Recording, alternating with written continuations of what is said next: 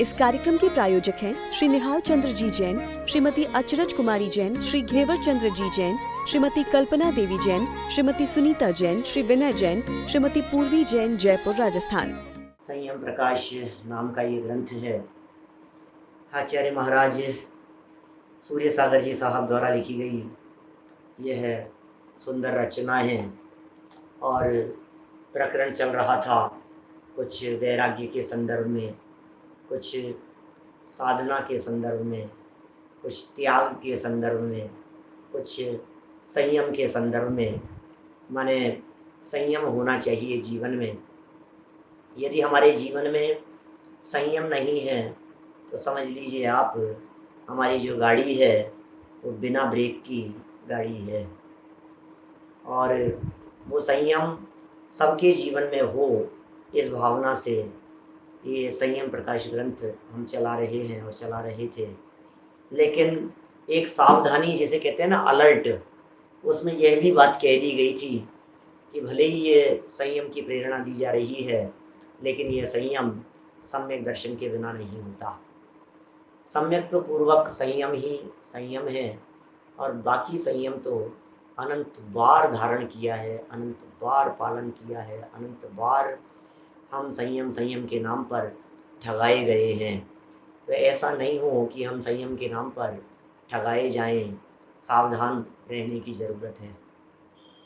देखिए, प्रकरण जो अपना चल रहा था उसमें कल उत्तम प्रतिमाओं तक हम पहुंच गए थे। प्रतिमाएं 3 तरह की है: जगन्य प्रतिमा, मध्यम प्रतिमा और उत्तम प्रतिमा। जगन्य प्रतिमा कही गई है, पहली से लेकर 6ठी प्रतिमा तक जगन्य प्रतिमा है। 7वीं, 8वीं और 9वीं प्रतिमा वो मध्यम प्रतिमाएं हैं, और 10वीं और 11वीं प्रतिमा ये उत्तम प्रतिमा कहलाती है, उत्कृष्ट प्रतिमाएं कहलाती है। तो जगन्य, मध्यम और उत्कृष्ट के भेद से इन प्रतिमाओं को 3 प्रकार का जिनवाणी में कहा गया है। हम जगन्य प्रतिमाओं के बाद मध्यम प्रतिमाओं की चर्चा भी, माने 9वीं प्रतिमा तक की चर्चा भी पूरी कर चुके थे, और अब यहाँ 10वीं प्रतिमा से हमें चर्चा प्रारंभ करनी है। और यहाँ ये कहा था कि भैया धर्म करोगे तो तुम्हें सर्व प्रकार के सुखों की उपलब्धि होगी, ऐसा एक दिशा निर्देश दिया गया। और ये बात कही गई कि 10वीं प्रतिमा लेने वाले जो जीव हैं वो सब एक प्रकार से धर्म सन्मुख हो रहे हैं। 10वीं 11वीं प्रतिमा वाले संयम के पथ पर बढ़ रहे हैं, धर्म उनके जीवन में उतरने वाला है। और जिनके जीवन में इस तरह का धर्म उतरने वाला है, जिनके जीवन में ऐसा धर्म उतरने वाला है, बोले संसार सुख और मोक्ष सुख, दोनों ही सुख उनके चरणों में आकर के पड़ने वाले हैं। धर्म करत संसार सुख और धर्म करत निर्वाण, और धर्म पंथ पथ साधे बिना नर तिर्यंच समान। ये मनुष्य तिर्यंच जैसा है, धर्म का पथ यदि ये नहीं अपनाता है तो सांसारिक सुख और मोक्ष की प्राप्ति, दोनों की प्राप्ति धर्म के माध्यम से हो जाती है। और इन दोनों की प्राप्ति चूँकि धर्म के माध्यम से होती है, तो सांसारिक सुख और मोक्ष सुख ये दोनों तो एक दूसरे से अपोजिट हैं, एक दूसरे के विरोधी हैं। ऐसा कैसे हो सकता है कि एक ही कारण से संसार भी और मोक्ष भी, अरे एक ही तरह के परिणाम से स्वर्ग भी और नरक भी, ऐसा कैसे हो सकता है? स्वर्ग और नरक ये दोनों ही किसी एक ही कारण से मिले, ऐसा संभव नहीं है। तो कुछ न कुछ तो बात होनी चाहिए। फिर हमने स्पष्टीकरण करते हुए आप लोगों को बताया कि एक में व्यवहार धर्म है, दूसरे में निश्चय धर्म है। व्यवहार धर्म और निश्चय धर्म, व्यवहार धर्म संसार का हेतु है और निश्चय धर्म मुक्ति का हेतु है। 678 नंबर पेज पर है, नीचे जहाँ प्रकरण है वहाँ से बात को बढ़ाएंगे आगे। इससे इन प्रतिमाओं के व्रत को साधक कहते हैं। इस साधक रूप श्रावक व्रत के 3 भेद हैं: उत्तम एलक, मध्यम क्षुल्लक क्षुल्लिका, और जगन्य दशम प्रतिमा वाला पुरुष हो या स्त्री हो, जिसने परिपूर्ण रीति से नैष्ठिक के व्रतों में दोषों को बचाया हो, वही साधक हो सकता है। माने यहाँ ये स्पष्ट कर दी है इन्होंने बात कि भाई जिस तरह से 3 भेद किए जा रहे थे, इसी तरह से यहाँ पर ये उत्तम जो ये श्रावक हैं, जिन्हें नैष्ठिक कह कर के साधक कह कर के पुकारा जा रहा है, ये जो साधक हैं, इन साधक के भी 3 भेद हैं, उत्तम, मध्यम और जघन्य। 10वीं प्रतिमा वाले और 11वीं प्रतिमा के 2 भेद हैं। 10वीं प्रतिमा और 11वीं प्रतिमा के 2 भेद हैं। 10वीं तो एक ही हो गई, अब 11वीं के हैं क्षुल्लक और एलक। 10वीं प्रतिमा अनुमति त्याग वालों की है और 11वीं प्रतिमा में ही क्षुल्लक जी और एलक जी, ये दोनों ही 11वीं प्रतिमा के अंतर्गत आते हैं। तो 10वीं प्रतिमा वाले को तो जघन्य कहेंगे और क्षुल्लक जी को हम कहेंगे मध्यम, और जो एलक जी हैं उन्हें कहेंगे उत्तम। मुझे ऐसा लगता है कि वर्तमान समय में इस देश से, इस धरती से एलकपन का तो रिवाज ही उठ गया जैसा लगता है। तेज कुमार जी वैद साहब, एलक जी दिखते हैं क्या कहीं आपको समाज में? पहले तो हुआ करते थे, लेकिन आजकल तो मतलब काफ़ी समय से एलक जी देखने में नहीं आए। ऐसा लगता है जो हैं सब क्षुल्लक जी हैं। क्या हैं? अभी भी होंगे जो सिर्फ एक लंगोटी रखते हैं बस, और ऊपर ओढ़ने के लिए भी उनके पास में और कुछ नहीं होता, वो एलक जी हैं होंगे, लेकिन कम हैं, क्योंकि क्षुल्लक दीक्षा के बाद सीधे मुनि दीक्षा ले ली जाती है। देखिए, एलक दीक्षा की बात कह रहा हूँ, क्षुल्लक से एलक दीक्षा, क्षुल्लक दीक्षा होना अलग बात है और मुनि दीक्षा होना अलग बात है। तो क्षुल्लक दीक्षा भी हो रही है जगह जगह, मुनि दीक्षाएं भी हो रही है, लेकिन क्षुल्लक से एलक दीक्षा होना क्यों ये कम दिखता है, जो सिर्फ आपको नीचे लंगोटी पहने हुए दिखे और ऊपर दुपट्टा जिन्होंने नहीं ओढ़ रखा हो, ऐसे। खैर 3 हो गए यहाँ। और ये कौन हो सकते हैं? जो परिपूर्ण रीति से नैष्ठिक के व्रतों में दोषों को बचाया हो, वही वास्तव में साधक हो सकता है। दशम प्रतिमा का स्वरूप। चलिए 10वीं प्रतिमा के बारे में पढ़ते हैं। आज 10वीं प्रतिमा की चर्चा को अपन संपन्न करेंगे। नवनिष्ठा पर सोनु मति व्युपरत त्रिधा, यो नानुमोदते ग्रंथ मारंभम कर्म चैहिकम। अर्थ, जो पूर्वोक्त नव प्रतिमाओं के व्रत को, ये सब जगह कही है बात महाराज साहब ने। जब 9वीं प्रतिमा की चर्चा कर रहे थे तब भी लिखा था, जो पहले की 8 प्रतिमाओं को। 8वीं प्रतिमा की बात कर रहे थे तब भी लिखा था, जो पहले की 7 प्रतिमाओं को। 7वीं प्रतिमा की चर्चा करते समय भी बताया पहले की 6 प्रतिमाओं को। इसका मतलब आप जिस जगह पर खड़े हुए हैं उस जगह से पहले की सभी नियम, सभी प्रतिज्ञाएं आपके जीवन में पाली जानी चाहिए, सब पलेंगी। तो पूर्वोक्त 9 प्रतिमाओं के व्रत को पूर्ण रीति से पाल करके मन वचन काय से धन धान्य आदि परिग्रह की तथा कृषि आदि आरंभ व पंच शून्यादि की या इस लोक संबंधी विवाह आदि कार्यों की अनुमोदना नहीं करता। अब ये कुछ पंच शून्यादि कुछ क्रियाएं होती होंगी कुछ इस तरह की क्रियाएं, और विवाह आदि कार्य किसी भी तरह की वो अनुमोदना नहीं करता। मन वचन काय से किसी भी प्रकार से उनके अनुमोदना नहीं होगी, क्योंकि वो अनुमति त्याग प्रतिमा वाले हैं। पूरी तरह से उन्होंने अनुमति का भी त्याग कर दिया। अब तो हम अनुमति तक भी नहीं देते हैं।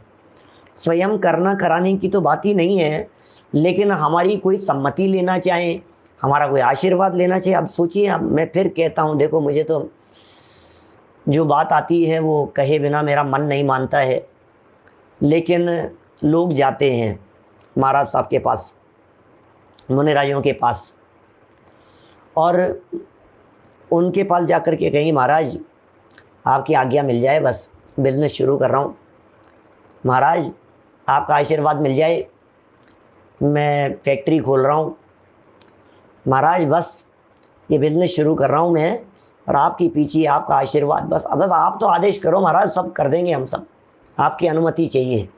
ये क्या लिख रहे हैं हीराचंद जी वैद साहब? कौन कहे, किसको कहे, कौन समझाए, कौन सुने? सुनो तो सही भैया क्या लिख रहे हैं ये। अनुमोदना नहीं करते हैं, अनुमति नहीं देते, अर्थात उक्त कार्यों के विषय में अनुमति नहीं देता वह श्रावक अनुमति त्याग प्रतिमाधारी कहलाता है। ये 10वीं प्रतिमाधारी हैं, ये 10वीं प्रतिमाधारी हैं, ये अनुमति त्याग प्रतिमाधारी हैं, ये 10वीं प्रतिमाधारी। ये कह रहे हैं भैया हम अनुमति नहीं देते हैं, तो फिर 11वीं वाले दे सकते हैं क्या कि नहीं? तो फिर मुनिराज दे सकते हैं क्या? बोले कदापि नहीं। आप देखो, अब मुनिराजों की बात नहीं कहता, हम तो श्रावकों की बात कहते हैं। श्रावकाचार्य ग्रंथ पढ़ रहे हैं, अपन तो अपनी बात कर रहे हैं। श्रावकों को ये बात समझनी होगी कि हमें हमारे किसी भी लौकिक कार्य की अनुमति के लिए किसी मुनिराज के पास जाने की ज़रूरत नहीं है, नहीं जाना चाहिए। हीराचंद जी साहब, हम तो श्रावकों को ही समझाएंगे ना, और श्रावकों को ही समझना चाहिए ना। श्रावक नहीं समझे, नहीं जाना चाहिए, श्रावकों को नहीं जाना चाहिए।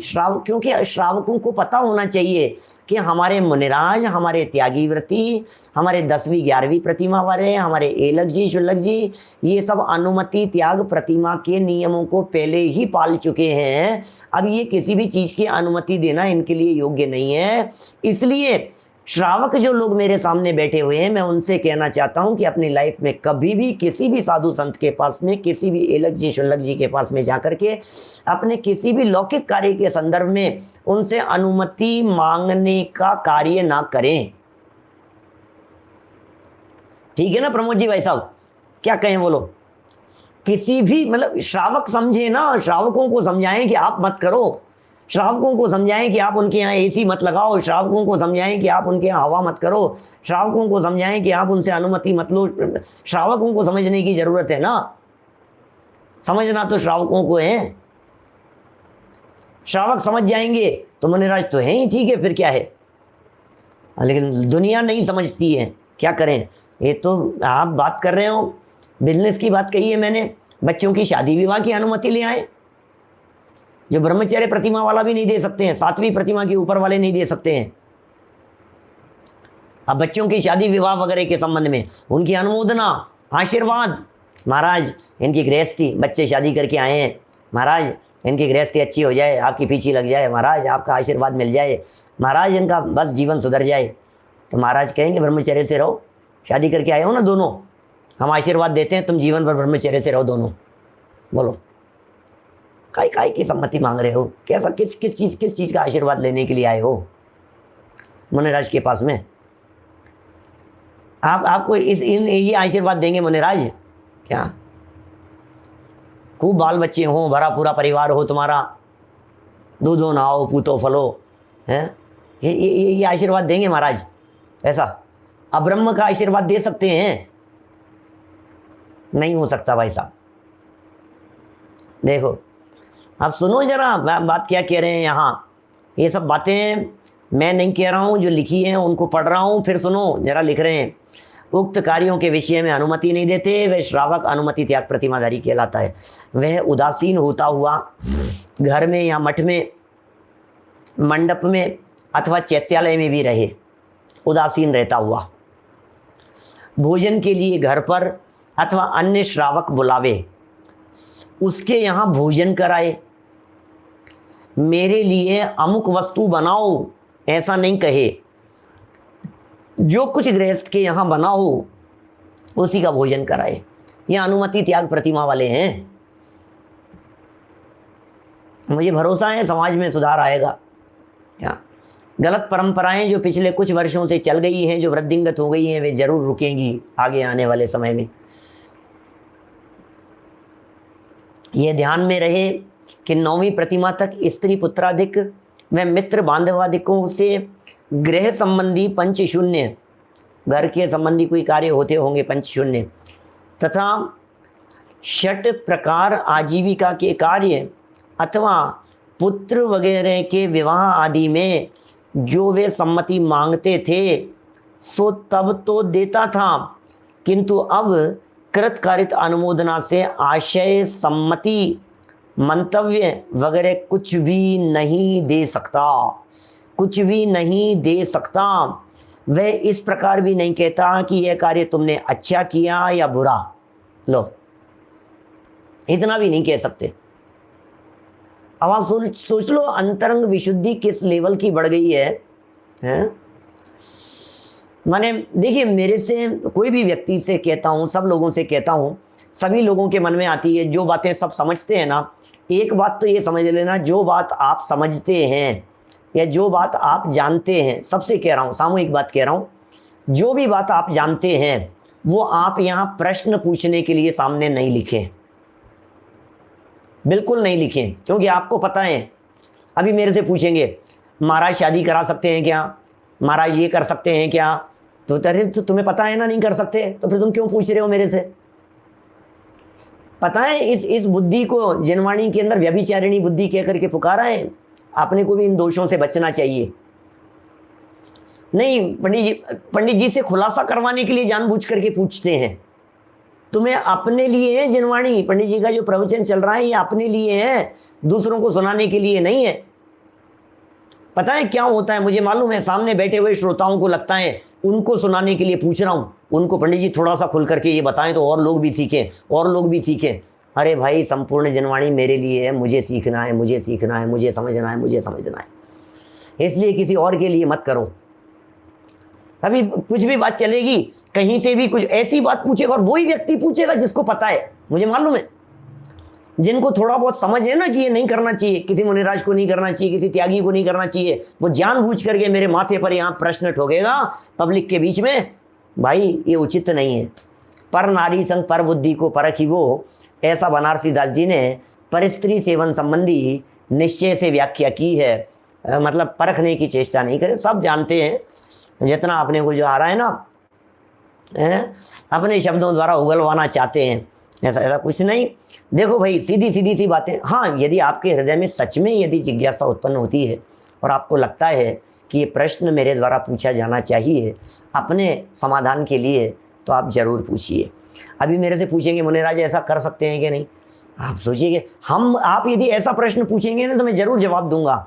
आप यदि ये प्रश्न पूछेंगे कि जब हम मुनि बनेंगे तो फिर हम ये काम कर सकते हैं क्या, अब ये पूछो, आप पूछना हो तो पंडित जी एक बात का जवाब दो, मैं मुनि बन रहा हूँ, मैं मुनि बनने की सोच रहा हूँ, मैं 11वीं प्रतिमा 10वीं 11वीं प्रतिमा वाला हो रहा हूँ, तो फिर क्या मैं फिर अपने बाल बच्चों को फिर अनुमति भी नहीं दे सकता हूँ क्या? ऐसा पूछो आप, तब तो समझ में आती है बात है।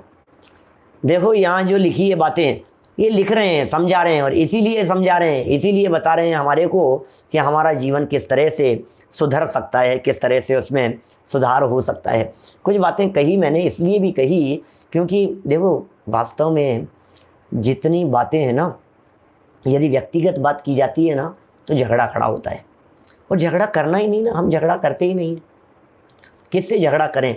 झगड़ा ही यदि करना है तो हमें अपनी विकारी परिणति से करना है, झगड़ा ही यदि करना है तो हमें अपनी अज्ञानता से करना है, विरोध यदि करना है तो अपने असंयम का विरोध करना है, नाराज यदि होना है तो अपने क्रोध के ऊपर नाराज होना है, अपनी कषायों से नाराज होना है, ये करना है भाई साहब। हमें तो अपने को सुधारना है, अपने आप को सुधारने के लिए किसी की चर्चा नहीं, किसी की वार्ता नहीं। दूसरों को देखो, क्यों देखो, क्यों जाए दूसरों की तरफ? दोष देख देख करके क्या करेंगे भाई साहब, बोलो? फिर ऐसा करवा, समाज में देखेंगे ना कहीं कोई गलती, तो फिर बताओ, वो किसी की देखेंगे, किसी महाराज की देखेंगे, फिर यहाँ करके मेरे से पूछेंगे कि पंडित जी महाराज ऐसा करा सकते हैं क्या? तो तुम्हें लग रहा था ना कि नहीं करा सकते हैं, तो फिर तुम हमसे क्यों पूछ रहे हो? अच्छा पंडित जी महाराज जन्म पत्री देख सकते हैं क्या? तो फिर पंडित जी महाराज बच्चों की शादियाँ करवा सकते हैं क्या? तो फिर पंडित जी महाराज हमारे बच्ची के लिए अच्छा बच्चा बता सकते हैं क्या?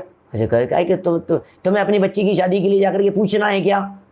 ऐसा लिखो, प्रश्न लिखना है तो ऐसा लिखना, सामने मेरे सामने पूछना कि पंडित जी मेरे बच्ची हैं, उम्र बहुत हो गई है, तो मैं क्या महाराज जी से जाकर के पूछ लूँ क्या कि इसके लिए कोई अच्छा लड़का बता दो? यदि आप ऐसा प्रश्न करेंगे कि हमारी बच्ची है या हमारा बेटा है, अच्छी बहू नहीं मिल रही है, हैं? तो मैं महाराज जी से जाकर के पूछ लूँ क्या? तो मैं आपको ज़रूर जवाब दूंगा। अब किसी ने किसी महाराज से पूछा था और महाराज ने किसी ने गलत किया था, किसी के लिए गलत किया था। अब अपन अपन बीच में कौन, और हम ये कहते हैं कि अब दिखाना चाहते हैं, देख लो उन्होंने गलत कर दिया। किसको सिखाना है, किसको धमकाना है? देखो और बातें बताते हैं, कुछ सारी बातें। कैसा जीवन हो जाता है इस 11वीं प्रतिमा वाले का, 10वीं प्रतिमा वाले का, हैं? इसका जीवन किस तरह का हो जाता है। ये ऐसा नहीं कहेगा तुमने किया सो अच्छा, तुमने किया सो बुरा। बुरा अच्छा भी नहीं, अरे अच्छे बुरे की कल्पना खोटी कल्पना होती है भाई साहब, क्या बतलाएं? बोलो। माने अच्छे बुरे की जो कल्पना है, ये कल्पना ही खोटी कल्पना है। दुनिया में अच्छा बुरा नहीं है कुछ भी।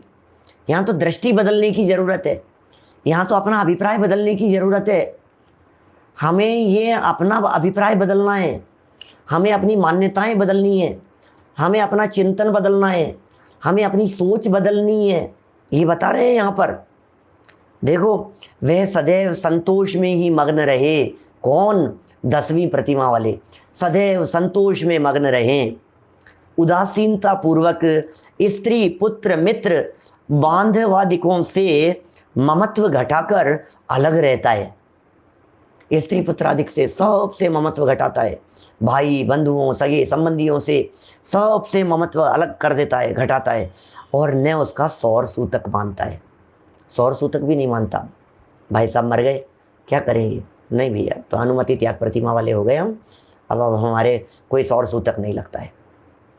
सूतक वूतक से ऊपर उठ गए। जन्म का भी नहीं, मरण का भी नहीं, हमारा कुछ लेना देना नहीं, सबसे कुछ करना न धरना। और न उनके यहाँ बिना ज़रूरत जाता है, धर्म कार्य में रोक टोक नहीं। भोजन समय में कुटुंबादिक या अन्य साधर्मी पहले कहलावें तो उनके जी मावे। न्योता किसी का नहीं माने, पहले से कहला दिया उन्होंने, जी माए, न्योता किसी का नहीं माने।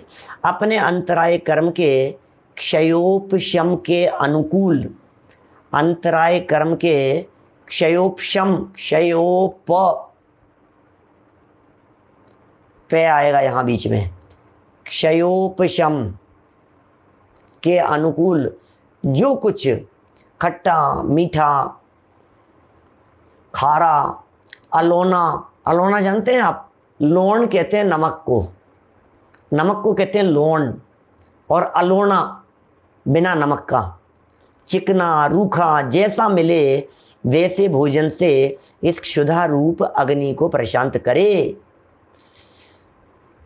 ये ध्यान रखें कि भोजन सिद्धांतानुकूल शुद्ध हो, माने जैसे तैसे करके बस क्षुधा पूर्ति करता है, इस गड्ढे को भरने का प्रयत्न करता है, जैसे तैसे करके बस क्षुधा रूपी अग्नि को प्रशांत करने का प्रयत्न करता है। ज़्यादा कोई लाग लपेट नहीं है, ये बनाओ, ये करो, ऐसा करो, वहाँ जाओ, ये करो। बोलो, हैं? क्या कह रहे हैं ये?